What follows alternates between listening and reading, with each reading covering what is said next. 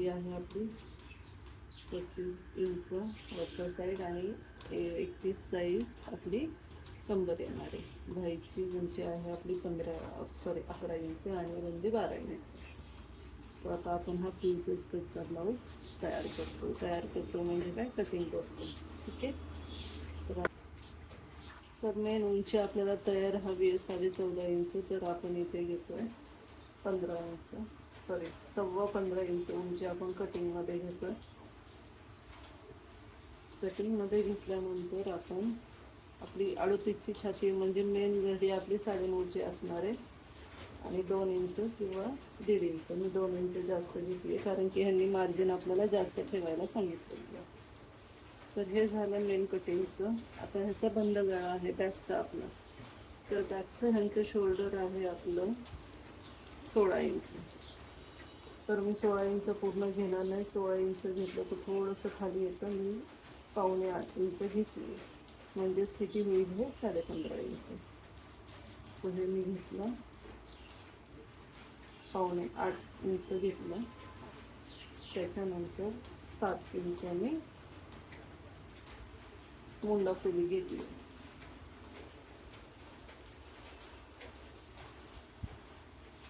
7 inch Munda खोली घेतल्यानंतर 1.25 inch फक्त मी बॅक शोल्डर घेतली.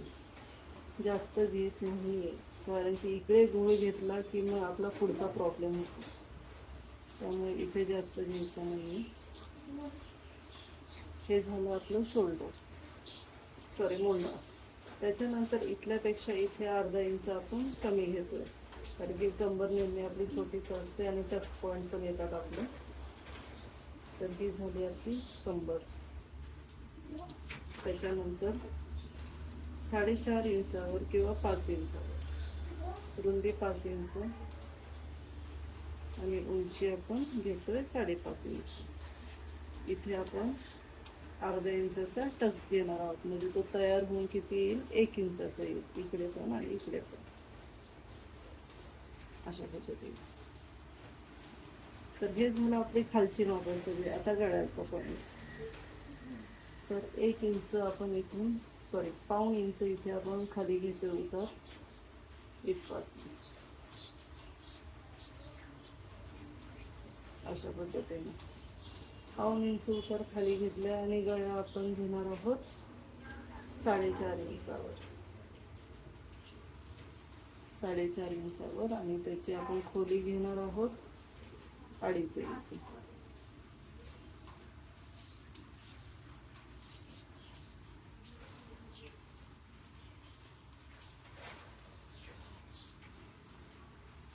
इथून पण आपण 1.25 इंच कटिंग करणार आहोत अशा पद्धतीने. तर आता हे आपलं बॅक साईड तयार झालंय. आपण ही बॅक साईड कटिंग करून घेणार आहोत आणि नंतर फ्रंट साईड काढणार आहोत. तर आपण कटिंग करून घेऊया पाहिजे.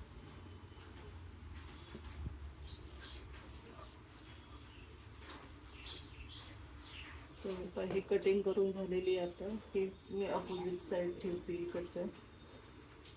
सेम आपण हे कटिंग करून घेणार आहोत. त्याच्यात कुठेच कमी जास्त काही करायचं नाहीये. आपण म्हणतो छाप उतरवला तसा प्रकार करणार आहे पूर्णपणे.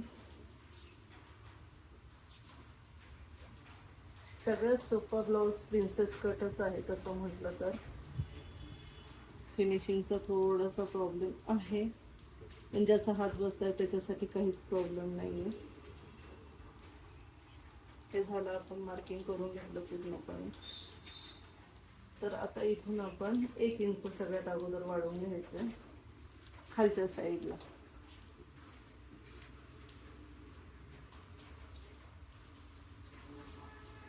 इथपर्यंतच वाढवते मी कारण की इकडे गरज नाही. 1 इंच वाढवले. त्याच्यानंतर इथनं आपण घेतलंय 4.25 इंच आणि आता इथून टक्स पॉईंट घेतोय आपण. किती घेतोय, 11 इंचावर. 11 इंचावर टक्स पॉईंट घेतला. तर आता हे कटिंग अगोदर मी कट करून घेते.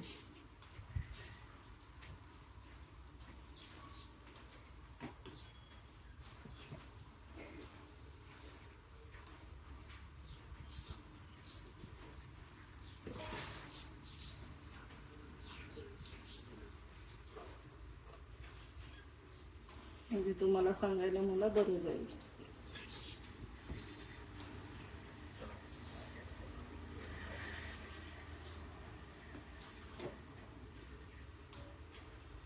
आता ही बाजू मी सरळ करून घेतली माझ्या साईडला.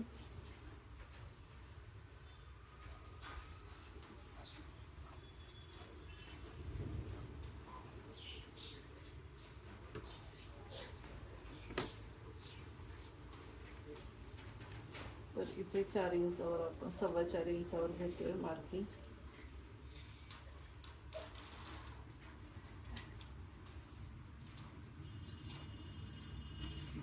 अशा पद्धतीने हाच आकार आता इथे आपण जुळता घेणार आहोत, जो की तुमच्या नजरेला जसा योग्य वाटेल तसा तुम्ही घेऊ शकता गोल राऊंडमध्ये.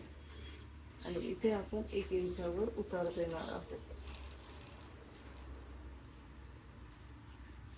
हा उतार दिल्यानंतर इथे आपण 2 इंचावर मार्क करणार आहोत आणि हाच आकार इथे असं गोल शेपमध्ये इथे जुळवणार आहोत. लक्षात घ्या, इथे 1.5 इंच अंतर आपलं सेम आलं पाहिजे. 2 1 2 1 बरोबर अंतर, कारण की आपला छातीचा खालचा भाग एक सरळ असतो उंचवटा गेल्यानंतर, त्यामुळे इथे 1.5 इंच 1.5 इंच बघू शकता तुम्ही. 1.5 ते 2 इंचावर आपला हा पार्ट सेम आला पाहिजे. इकडे थोडासा कमी जास्त झालं तरी चालतो. हे झालं खालचं पार्ट. आणि इथे आपण गळ्याचं मार्किंग करून घेतलं होतं, तर इथनं आपलं जवळजवळ 8 इंचावर आपला डीप नेक जाणार आहे, म्हणजेच कुठनं ही नेक अशा पद्धतीने.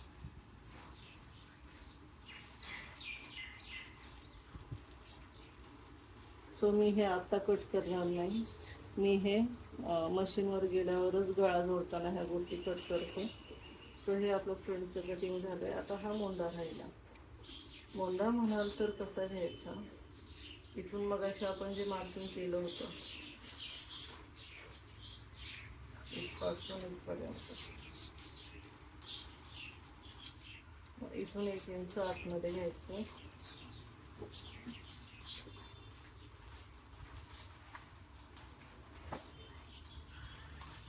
हे आतमध्ये घेतल्यानंतर ह्या कोपऱ्यातून 1 इंच घ्यायचं पुन्हा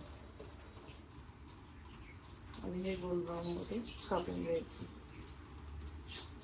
ही जी बाजू ही कटिंगमध्ये जाणार, त्यामुळे इथली चून जाणार आपली कापीमधली आणि हा गोल राऊंड आपला असाच तयार होईल आणि हे मधला पॉईंट कापून जाईल.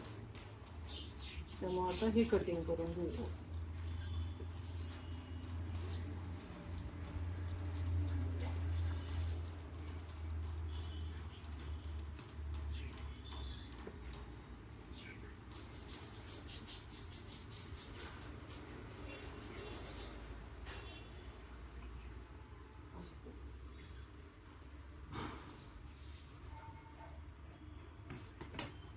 मग अशी गडबडीत माझ्याकडून एक गोष्ट तुम्हाला सांगायची राहिली, की अशी की इथे जेवढं आपण टक्स कापतो तेवढंच इकडे आपण 1.5 इंच जास्त घ्यायला पाहिजे होतं, ते माझ्याकडून चुकून सांगायचं राहिलं.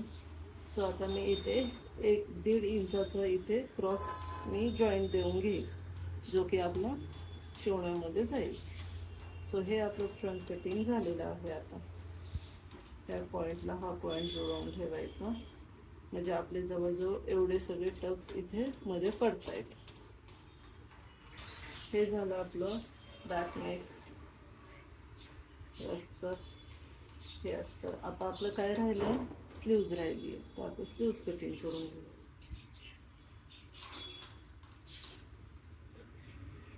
स्लीव्ज कटिंगसाठी आपण आडवं कापड ठेवते, कारण की आपल्याला मोठी घाई कापायची. मोठी म्हणजे कशी मोठी, अशी उंची मोठी.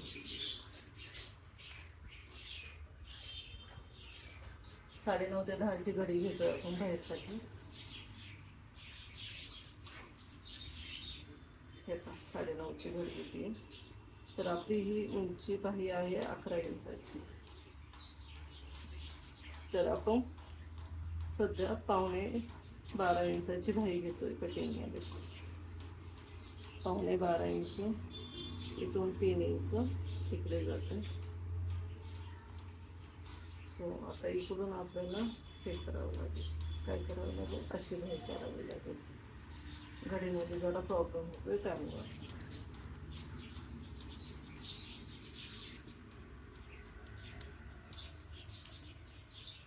तर इकडनं घडी घेते मी 12.5 इंच इकडनं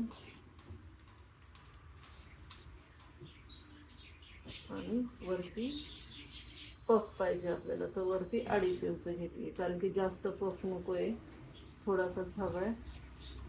2.5 इंच असं, सॉरी 3 इंच, आणि परत हे खाली. आणि आपण हे जे 3.5 इंचाचं अंतर घेतलंय ते आपण नॉर्मली असं जोडून घेऊयात. इथे मी छोटंसं जॉईंट देईल, कारण की हे झाल्यानंतर मग आतलं स्पेस जे आपण मार्किंगचे असते ते आपण कटिंग करताना देणार आहोत, कारण की पफ असल्यामुळं कटिंगला जरा शिवताना प्रॉब्लेम होऊ शकतो.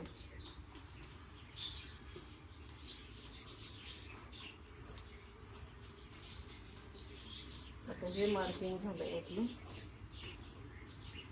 हे असं करून हे असं करून घ्यायचं, म्हणजे इथं आपलं आपोआप पफ तयार होईल. तुम्हाला दाखवते मी, इथे मार्क करून घेते.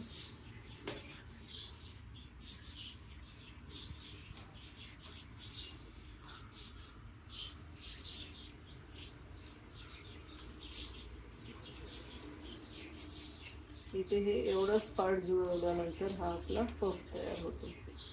अशा पद्धतीने बघू शकता तुम्ही, जो की आता छान नाही दिसणार आहे, तो आपला शिवून झाल्यावरच छान दिसणार. ठीक आहे. तर आता हे मेन आपण लाइनिंग कटिंग करून घेतलंय.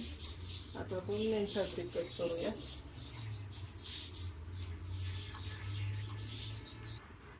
तर आपण मेन फॅब्रिक टाकून घेतलंय.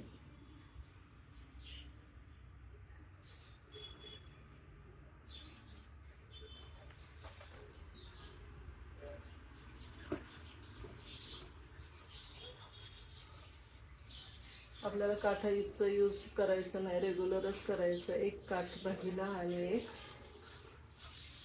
कमरेला. काठांची डिझाईन नाही आहे आपली कुठलीच. त्याच्यानंतर हा पार्ट इथे बसतोय का बघूयात आपण. बसलं तर ठीक आहे, नाही बसलं तरी ठीक आहे. खालचं कापड आपलं कमी पडते, सो त्यामुळे नाही येणार इथे होता. तर तो बघूयात आपण कुठे बसतोय तो. हा पार्ट ठेवून घेते मी इथे.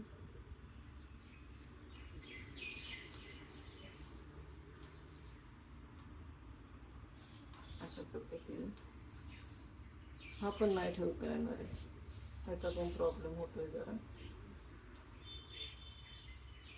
ठीक आहे, चला इथे बसून जातोय हा पार्ट.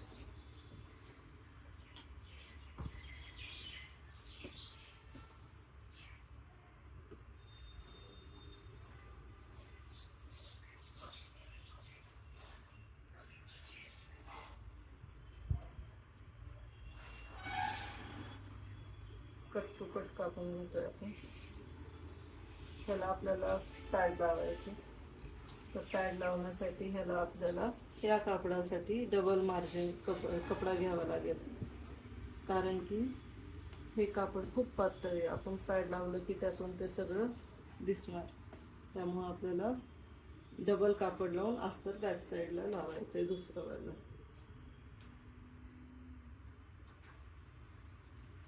तर इथे आपण हा पार्ट ठेवून घेतो. आता बरोबर आपला बसतोय ह्या भागामध्ये.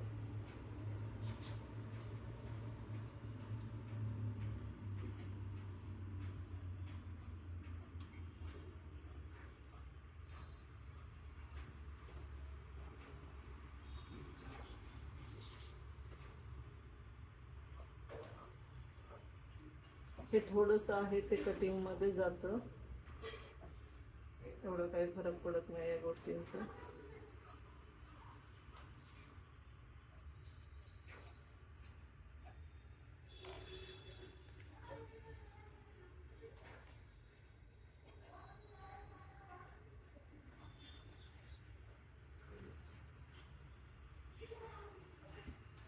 आता स्लीव्ज कटिंग करूयात.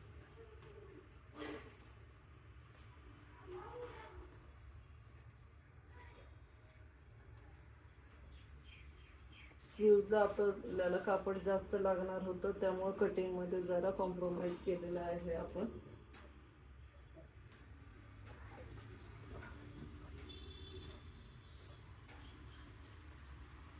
त्याआधी अस्तर जोडून घेणार आणि नंतर आपण उरलेलं कापून टाकणार.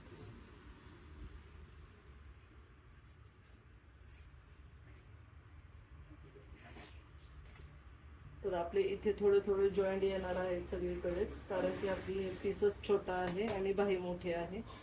इथे 2-2 इंचाचे सगळ्या साईडला आपल्याला जॉईंट घ्यावे लागतील. तर चला, अशा पद्धतीने आता आपण पायपिंगचं पण नंतरच बघणार आहोत. पायपिंग नाही येणार ह्याला शक्यतो, आपण डायरेक्ट फोल्डिंगच्या स्टेपवर घेणार आहोत. तर कशी वाटली तुम्हाला कटिंग खूप सांगा मला कमेंट करून नक्कीच. आणि चला, खूप खूप धन्यवाद, तुम्ही पूर्ण व्हिडिओ बघितला. तर असेच व्हिडिओ नवीन नवीन बघण्यासाठी चॅनलला सबस्क्राईब नक्की करा. सो बाय, टेक केअर आणि काळजी घ्या.